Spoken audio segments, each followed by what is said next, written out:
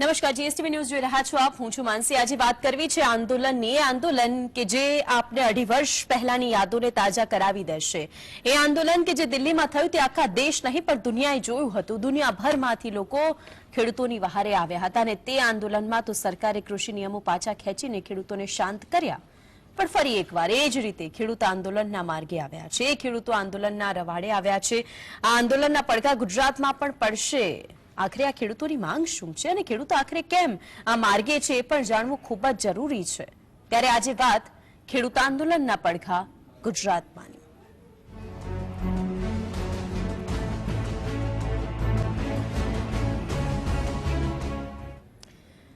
પંજાબ અને હરિયાણામાંથી મોટી સંખ્યામાં ખેડૂતો વિરોધ પ્રદર્શન કરવા દિલ્હી પહોંચે તેવી શક્યતાઓ છે અને જેને લઈને દિલ્હીની સરહદો પર સુરક્ષા કડક કરવામાં આવી છે. તેની ટ્રાફિક પર પણ નોંધપાત્ર અસર થવાની શક્યતાઓ છે. હવે આ સુરક્ષા વ્યવસ્થાને ધ્યાને લઈને દિલ્હી ટ્રાફિક પોલીસે રવિવારે જ એક એડવાઇઝરી જારી કરીને લોકોને અસરગ્રસ્ત વિસ્તારોમાંથી પસાર ન થવાની ચેતવણી આપી છે. ટ્રાફિક પોલીસના જણાવ્યા અનુસાર સિંધ બોર્ડર પર કોમર્શિયલ વાહનોની અવરજવર પર પ્રતિબંધ મૂકવામાં આવ્યો છે. તો મંગળવારે સરહદને સંપૂર્ણ રીતે સીલ કરવામાં આવશે અને સિંધુ બોર્ડરની તમામ પ્રકારના વાહનોની અવરજવર પર પ્રતિબંધ મૂકવામાં આવશે. સાવચેતીના ભાગરૂપે મંગળવારે ગાઝીપુર બોર્ડર, લૈની બોર્ડર, જિલ્લા બોર્ડર, રાજગુરી બોર્ડર, કાપશીરા બોર્ડર અને કાલિંદી કુંજ ડીએનડી નોઈડા બોર્ડર પર પણ કડક સુરક્ષા વ્યવસ્થા ગોઠવવામાં આવશે, જેના કારણે સામાન્ય જનજીવન પ્રભાવિત થઈ શકે છે. ખાસ કરીને દિલ્હીથી નોઈડા, ગાઝિયાબાદ જનારા લોકો કે જેઓને મુશ્કેલીનો સામનો કરવો પડી શકે છે.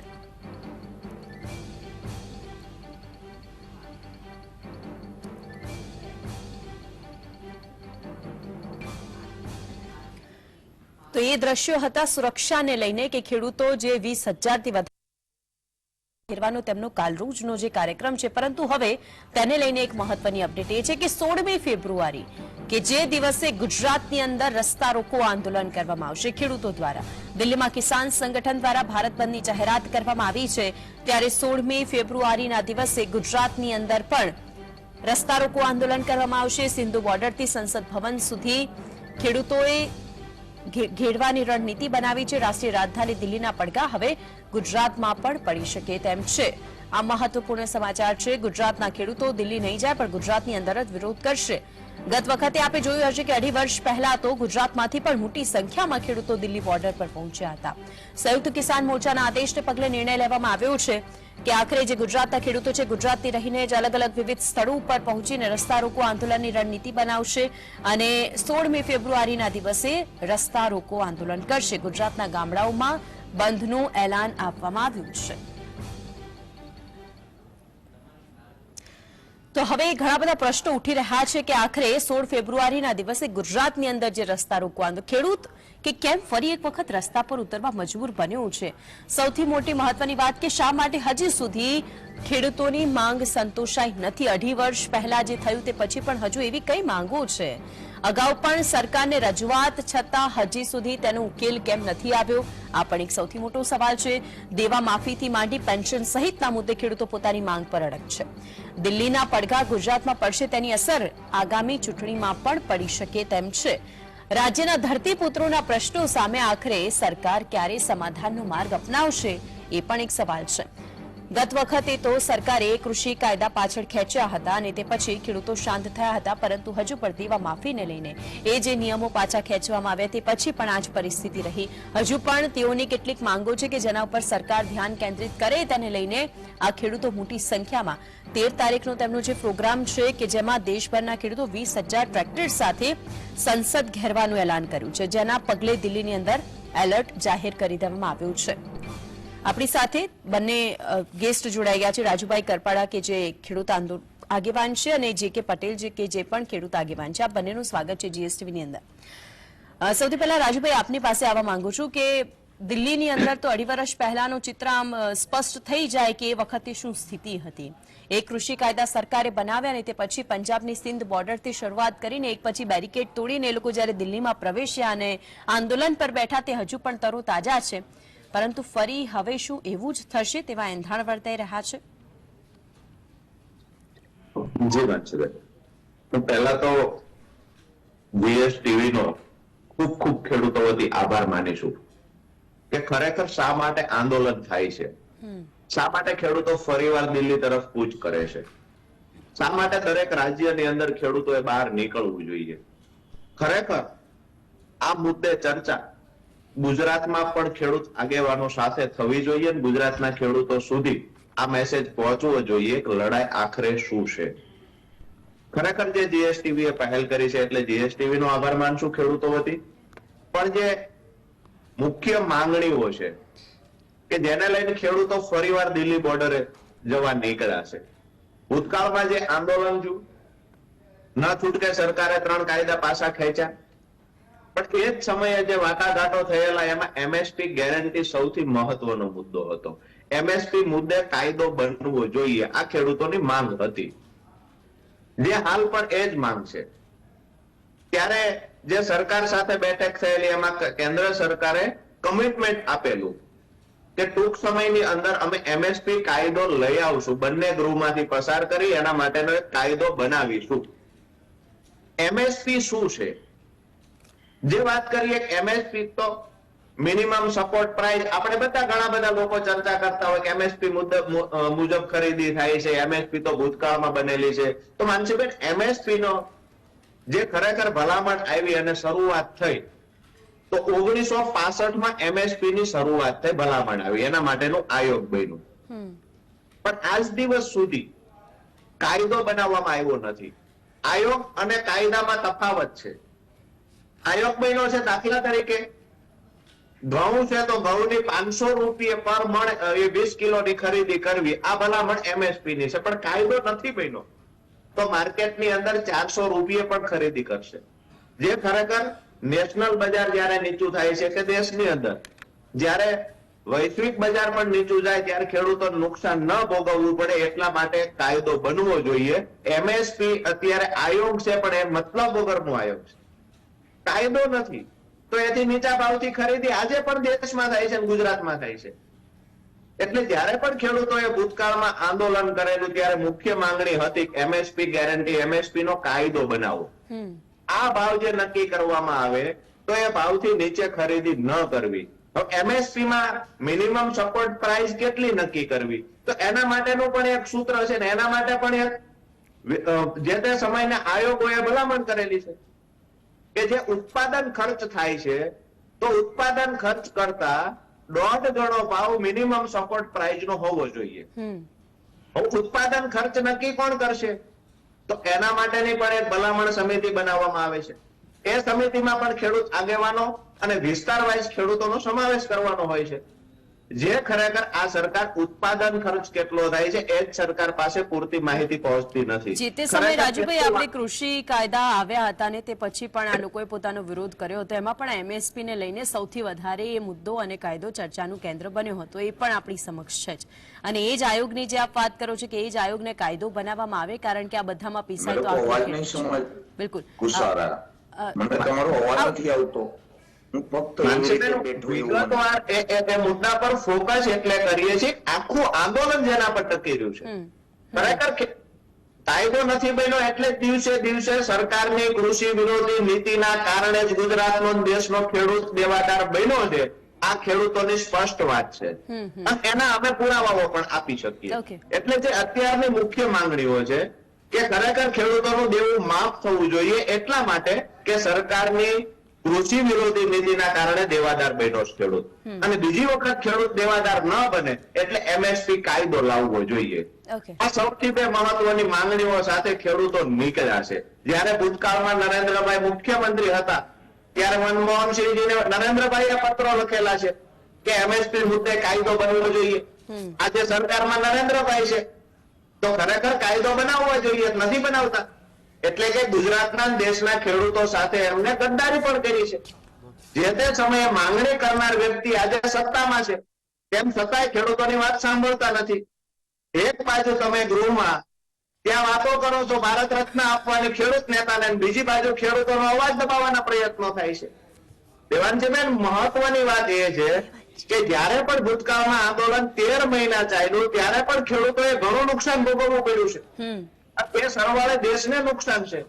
જો દેશ પ્રત્યે અને ખેડૂતો પ્રત્યે શાસક પક્ષને થોડી પણ સંવેદના હોય તો એ લોકોએ ખેડૂતનો અવાજ દબાવવાના બદલે ખેડૂતોની જે વ્યાજબી માંગણીઓ છે, જે માંગણીઓ ભૂતકાળમાં આ જ વડાપ્રધાને આગળની સરકારમાં આ માંગણીઓ મૂકેલી છે, આ જ ખેડૂતોને આજથી 1.5 વર્ષ પહેલા જયારે આંદોલન સમાપ્ત કર્યું ત્યારે વચનો આપવામાં આવ્યા છે, તો એ વચનો સરકારે પૂરા કરવા જોઈએ.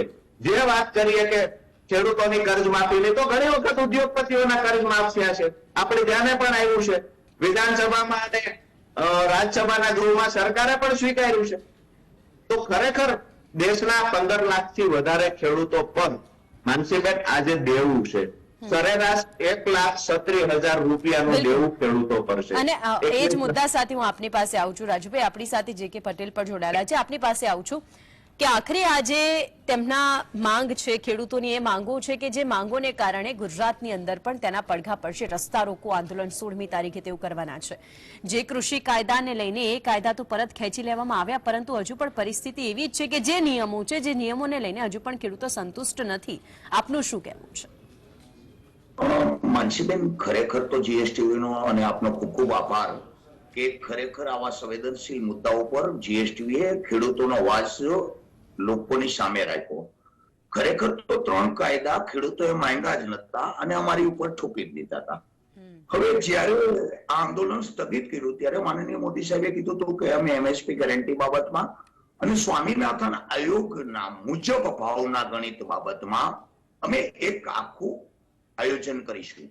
પરંતુ ક્યાંક ને ક્યાંક આ બધું મોદી સાહેબ ભૂલી ગયા. મોદી સાહેબ આ જ વસ્તુ જે હમણે રાજુભાઈએ જે આગળ વાત કરી કે મુખ્યમંત્રી હતા ત્યારે કહેતા હતા કે એમએસપી ગેરંટી હોવી જોઈએ, ત્યારે ગુજરાતમાં 100% પડઘા પડશે. પરંતુ અત્યારે ક્યાંક ને ક્યાંક અત્યારે આપણે જોઈએ તો રાષ્ટ્રીય કટોકટી હોય, આપતકાલીનનો સમય હોય, તેવી રીતે કેન્દ્ર સરકાર કાર્ય કરી રહી છે. એ ખરેખર દુઃખદ છે. કૃષિ પ્રધાન દેશમાં ખેડૂતો જ જો દિલ્હી ના જઈ શકે અને ખેડૂતો સાથે જે રીતનો વર્તાવ થઈ રહ્યો છે, અત્યારે હરિયાણાના ખેડૂતોને એક ધાક ધમકી આપવામાં આવી રહ્યું છે કે ખેડૂતો દિલ્હી જશે, ખેડૂતો આંદોલનમાં જોડાશે તો એમના એકાઉન્ટો સીઝ કરવામાં આવશે. ગઈકાલે રાતે બહુ દુઃખદ એક ઘટના બની ગઈ કે કર્ણાટકથી જે ખેડૂતો અને માતૃશક્તિ માતાઓ અને બહેનો પણ જે દિલ્હી આંદોલનમાં ટ્રેન દ્વારા જતા હતા, એમને રાત્રે ભોપાલ રેલવે સ્ટેશન આતંકવાદીઓની માફક એમને ઉતારી લેવામાં આવ્યા.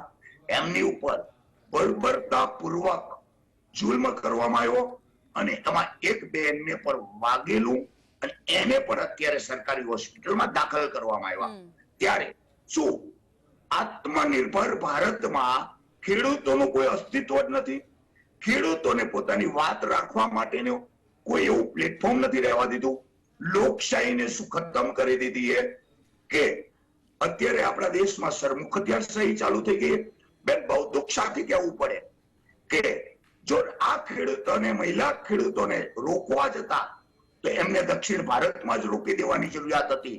પરંતુ દક્ષિણ ભારતમાંથી નીકળ્યા અને ભોપાલ રેલવે સ્ટેશન ઉપર જે લોકશાહીને શર્મસાર થાય તેવું આ સરકારે કાર્ય કર્યું હોય, એ ખરેખર દુઃખદ ઘટના છે.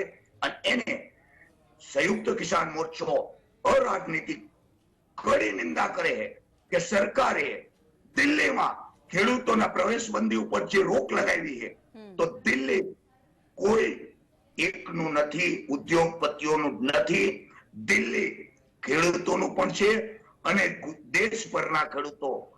અને જે કે પટેલ સાહેબ, એ તો દિલ્હીમાં જ્યારે આંદોલન થયું તો એ વખતે 2.5 વર્ષ પહેલા પણ ગુજરાતમાંથી પણ મોટી સંખ્યામાં ખેડૂતો ત્યાં પહોંચ્યા હતા.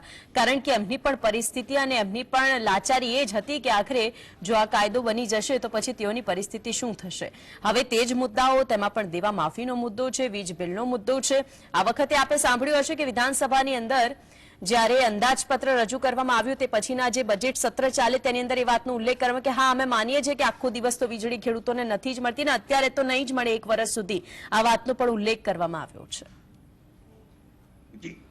ખરેખર તો ગુજરાતમાંથી છેલ્લા 24 કલાકમાં આપણે માનસીબેન વિચારીએ તો લગભગ 500 થી વધુ ખેડૂતોના મારા ઉપર કોલ આવી ગયા છે કે અમે દિલ્હી આવવા માંગીએ છીએ અને કેવી રીતે આવવું. પરંતુ જે રીતે જેવો ખેડૂત ગયા વખતે પણ જે ખેડૂત અને ખેડૂત આગેવાને દિલ્હી જવા નીકળ્યા એને પણ નજરકેદ કરવામાં આવ્યા હતા, પણ એની અટકાયત કરવામાં આવી હતી. એટલે આ વખતે ખેડૂતો ગયા આંદોલનો પરથી ઘણું બધું શીખી ગયા છે. હું પણ જવાનું, તમે અત્યારે જોઈ શકો હું સાલ ઉઠીને બેઠો, કારણ કે મને ખબર છે કે આજ સાંજે હું નીકળવાનું, મારા કપડા જોશે, મારું લુક જોશે અને નક્કી કરી શકે છે કે ભાઈને ક્યાં રોકી દેવા. એવી ગુજરાત પરના ખેડૂતો આંદોલનમાં જોડાવાના છે અને જોડાઈ રહેવાના છે. કારણ કે આ સરકારે જે જુલ્મ છેલ્લા વર્ષોમાં કર્યો એ હદ બહારનો કર્યો છે. ડુંગળી હોય, કપાસ હોય, જ્યારે ખેડૂતોને ભાવ મળતા હોય તો કપાસમાં ભાવ મળી શકે એમ હતા માંગ અને પુરવઠા મુજબ, તો કપાસની આયાત કરી લીધી. ડુંગળીમાં ભાવ મળી શકે એમ હતા તો સરકારે નિકાસ ઉપર પ્રતિબંધ મૂકી દીધો. એટલે ક્યાંક ને ક્યાંક સરકારે સાબિત કરી દીધું છે કે અમે ખેડૂતોને ખતમ કરવા માંગીએ અને હવે ખેડૂતો સમજી ગયા છે કે હવે અમારે લડવું પડશે. આ અમારી જમીનનો સવાલ છે, અમારી આવનાર પેઢીનો સવાલ છે.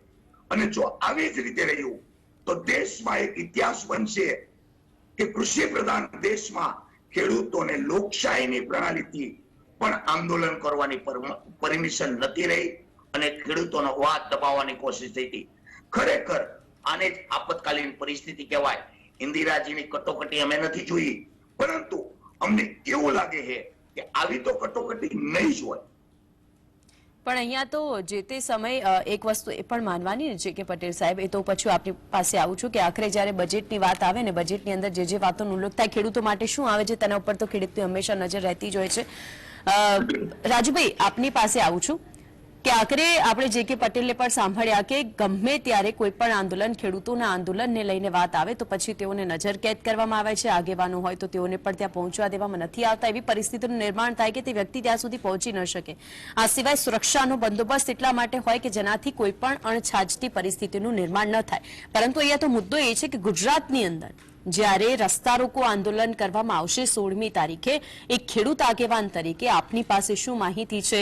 પોતાના જે નિયમો છે, જે માંગણીઓ છે તે નહીં સંતોષાય તો આગામી સમયની અંદર આ રસ્તા રોકો આંદોલન કેટલું ઉગ્ર બની શકે? માનસીબેન, ભૂતકાળમાં પણ જ્યારે આંદોલન થયું ત્યારે 30 થી વધારે ખેડૂત આગેવાનો ગુજરાતમાં 1 મહિનાથી વધારે સમય સુધી નજરકેદ કરવામાં આવેલા. એ લોકોના ઘરની બહાર પોલીસ બેસાડવામાં આવેલી. અને આજે સવારથી આ મુદ્દાને લઈને પોલીસ વિભાગમાંથી આજ સવારથી જ અમોને ફોન પણ ચાલુ થઈ ગયેલા છે કે તમે જવાના છો કે કેમ, ક્યાં રોકાવાના છો, શું ગુજરાતમાં આયોજન છે. એટલે સીધી વાત છે કે જ્યાં ભાજપનું શાસન છે, હું સ્પષ્ટ અને સીધી જ વાત ઉપર આવું કે હરિયાણાની અંદર પરમ દિવસ ત્યાંના મુખ્યમંત્રી જાહેરમાં એવું કહે છે કે ખરેખર ટ્રેક્ટર લઈને કોઈ ખેડૂતે ન જવું, ખેડૂતના કોઈ પણ સાધનો છે, ટ્રેક્ટર, જેસીબી, આ કોઈ સાધનો લઈને ખેડૂતોએ બોર્ડર પર ન જવું, આંદોલનમાં ન નીકળવું. જો કોઈ ખેડૂત આંદોલનમાં નીકળશે તો એ ખેડૂતને ડિટેન કરવામાં આવશે, ત્યાર પછી એના પર ગુનો દાખલ કરવામાં આવશે. ટ્રેક્ટર હશે તો એની આરસી બુક હશે એ રદ કરવામાં આવશે. શા માટે આટલી દુશ્મની ખેડૂતો સાથે છે? ગુજરાતની અંદર પણ અમે દાવા સાથે કહીએ છીએ કે 16 તારીખે મહદઅંશે ખેડૂતો ગુજરાતમાં નીકળવાના છે રસ્તા રોકો આંદોલનમાં. પણ એ ખેડૂતને દબાવવાના આજથી પ્રયાસો ચાલુ થઈ ગયા છે. માનસીબેન, ગુજરાતના મોટા ભાગના ખેડૂત આગેવાનોને આજ સાંજ સુધીમાં નજરકેદ કરવાની પ્રોસેસ ચાલુ થઈ જવાની છે. અમે ભૂતકાળમાં અનુભવ્યું છે. સરકાર ખેડૂતો સાથે દુશ્મની કયા જન્મની નિભાવે છે એ અમને નથી ખબર, પણ જ્યારે ખેડૂત પોતાની વાત લઈને નીકળે, આજે દિલ્હીની બોર્ડરો સીલ કરી દેવામાં આવી. શા માટે ત્યાં બેરિકેડ લગાવવામાં આવ્યા? શા માટે આરસીસી ની દિવાલો કરવામાં આવે છે? જ્યારે ખેડૂત પોતાનો અવાજ લઈને, ખેડૂત પોતાની વેદના દિલ્હી નહીં કરવા જાય તો ક્યાં જશે? ખેડૂત કોઈ આઉટ કન્ટ્રીમાં પોતાની વેદના રજૂ કરશે? તો ખરેખર જે પ્રધાનમંત્રી છે એ એમએસપી જે કાયદો બનાવવાનો છે એમાં પ્રધાન સ્થાન પર પ્રધાનમંત્રી છે, અધ્યક્ષ સ્થાને. તો આજ દિવસ સુધી પ્રધાનમંત્રીએ શા માટે એક પણ નિવેદન નથી આપ્યું એ મુદ્દે? જ્યારે પણ ખેડૂતોને ઉલ્લુ બનાવવાની વાત હોય ત્યારે વારંવાર ખેડૂતોને આ લોલીપોપ આપવામાં આવે. જો ખેડૂત રજૂઆત કરવા જાય છે, ગુજરાતમાંથી ખેડૂત રાજુભાઈ બોલે છે, જે કે બોલે છે, વગેરે વગેરે કોઈ ખેડૂત બોલશે તો એની પાછળ પોલીસ લગાવી દેવાની, એની પાછળ આઈબી લગાવી દેવાની. ક્યાં સુધી ખેડૂતનો અવાજ દબાવવાના પ્રયાસ થશે? 16 તારીખ પહેલા અનેક ખેડૂતોને ત્યાં ઘરે પોલીસ બેસી જવાની છે. ગુજરાતના ખેડૂતોને ક્યારેય દિલ્હી જવાનો અધિકાર આ રાજ્ય સરકારે નથી આપ્યો આંદોલન કરવા માટે. આ સરકાર સામે ખેડૂતોને બોલવાનો ગુજરાતમાં અધિકાર છીનવી લીધો છે. ઓકે, કેન્દ્ર સરકાર પણ આ જ કામ કરી રહી છે. જ્યારે કોઈ રાજ્યના ખેડૂતો દિલ્હી જાય છે, સરકારને વાંધો શું છે? રાજુભાઈ, જીએસટીવીએ આ મુદ્દો જ એટલા માટે ઉપાડ્યો છે કારણ કે આગામી સમયને 16 ફેબ્રુઆરીના દિવસે જો રસ્તા રોકો આંદોલન થાય તો મોટી સંખ્યામાં ખેડૂતો તો પહોંચવાના છે કારણ કે તેમની માંગો છે અને તેઓ ત્યારે જ રસ્તા પર ઉતરતા હોય કારણ કે એ ધરતીપુત્રો કે જે આટલી મહેનત કરીને પણ તેઓને મળતી વસ્તુ, તેઓને મળતી રોજી અને તેઓની જે મહેનતનું ફળ છે તેમને ન મળતો અને માટે જ જીએસટીવી આ મુદ્દો ઉપાડ્યો છે. જે કે પટેલ, આપની પાસે આવું છું કે વૃદ્ધ પેન્શન યોજનાની પણ વાત હોય કે પછી ખેડૂતોના દેવા માફીના પ્રશ્નો છે, તમારા વીજ બિલ 2020ની અંદર તેને માફ કરવાની વાતો છે. આ સિવાય પણ ઘણી બધી એવી માંગો કે જે કૃષિ કાયદા જે સરકારે પરત ખેંચ્યા અને તે પછીની અમુક એવી માંગો છે કે જે સરકાર સામે આ વખતે લાવવા માટે આવવામાં આવી છે. એ નવી નવી માંગો શું છે અને એના ઉપર કેટલો પ્રકાશ પાડવો ખૂબ જરૂરી બની છે? ખરેખર તો માનસીબેન, તમે જે વાત કરી બહુ સારી વાત કરી કે ખેડૂતોને આમ ગણીએ તો જેટલા બી પ્રશ્નો છે એટલા ઓછા છે કે જે કઈ સિસ્ટમો છે એ બધામાં ક્યાંક ને ક્યાંક ખેડૂતોને તકલીફ છે ને છે. પરંતુ અત્યારે મુખ્ય 3 માંગ ઉપર એટલે ચાલી રહ્યા છે કે જે દેશવ્યાપી દરેક ખેડૂતને તકલીફરૂપ છે અને સૌથી જડની મૂળ યોગ્ય ભાવ છે. જ્યાં સુધી ખેડૂતોને યોગ્ય ભાવ ના મળે ત્યાં સુધી ખેડૂત સમૃદ્ધ ના થઈ શકે અને ખેડૂત સમૃદ્ધ ના થાય તો એ આવનારી પેઢીને સારું સુરક્ષા કવચ ના આપી શકે, સારું શિક્ષણ ના આપી શકે. બીજી વસ્તુ કે આમ ગણીએ તો આપણે વીજ અધિનિયમના પણ પ્રશ્નો છે, PMFBY ના પણ પ્રશ્નો છે, મુખ્યમંત્રી કિસાન સહાય યોજનાના પણ પ્રશ્નો છે. પરંતુ અત્યારે એસકેએમ નોન પોલિટિકલના મુખ્ય 3-4 પ્રશ્નો ઉપર ચાલીશું કે જેથી બધા જ આખા દેશના ખેડૂતોને એનેથી મુખ્ય 4 અને પ્રશ્નોથી જે કે રક્ષણ. પટેલ, આશા રાખીએ કે આજે આ બંને ખેડૂત આગેવાનના જે રીતે ખેડૂતોને સાથે લઈને ચાલી રહ્યા છે, એમની માંગોને જે રીતે પ્રદર્શિત કરી રહ્યા છો કે ખેડૂત કેટલી પરિસ્થિતિની અંદર જીવતો હોય છે, કઈ પરિસ્થિતિમાં એ જીવતો હોય છે, એની ઉપર થોપી બેસાડવામાં આવતી ઘણી બધી વિગતો કે જેના કારણે તે કંઈ પણ રીતે સર્વાઈવ નથી કરી શકતો. આ બંને અમારી સાથે જોડાયા, જીએસટીવીના દર્શકોને માહિતી અને માર્ગદર્શન પૂરું પાડ્યું તે બદલ આપનો આભાર. તો આખરે 16 ફેબ્રુઆરીના દિવસે દિલ્હીની અંદર તો અત્યારે જે પરિસ્થિતિ છે કે આપણે જોયું કે સુરક્ષાનો ચાપતો બંદોબસ્ત છે. કાલ રોજ 20,000 ટ્રેક્ટરની સાથે સંસદ ઘેરવાનો પ્રોગ્રામ કરવામાં આવ્યો છે પરંતુ તેને પણ રોકી દેવાશે. પરંતુ એના પડઘા એ ગુજરાતમાં પડવા જઈ રહ્યા છે કે જ્યાં રસ્તા રોકો આંદોલન 16 ફેબ્રુઆરીએ ખેડૂતો કરશે. અને જીએસટી આ મુદ્દો એટલા માટે ઉપાડ્યો કારણ કે એ ખેડૂતો કે જે તેમની માંગોને લઈને રસ્તા પર આવ્યા છે તો સંવેદનશીલ ગુજરાતની સરકાર તેમની આ વેદનાને સાંભળે, તેમના જે નિયમો છે, તેમની જે માંગો છે તેના ઉપર એક વખત ધ્યાન ચોક્કસથી કેન્દ્રિત કરે. આ સાથે ન્યૂઝ બુલેટિનમાં હાલ બસ આટલું જ. નમસ્કાર.